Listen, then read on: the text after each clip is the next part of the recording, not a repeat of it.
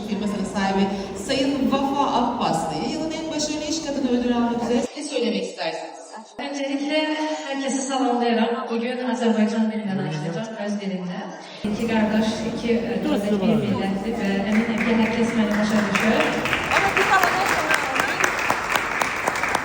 Çok teşekkür ederim herkese. Bugün burada olduğuma göre mütevazi olabilmeyeceğim, özümle gurur duyuram.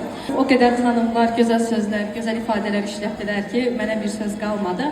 Mən bu xanımların dediklərini öz dilimizdə ifadə edəcəm. Bütün xanımlarımız dəstək olmadan da öz gücləri ilə irəli gedə bilərlər. Odur ki, bu xanımlar öz gücünə inansın və kim nə deyər, kim nə düşünər, heç vaxt pes etməsinlər. Bu ödülü də bütün Azərbaycanın, bütün dünyanın güclü xanımları adına alıram. Təşəkkür edirəm.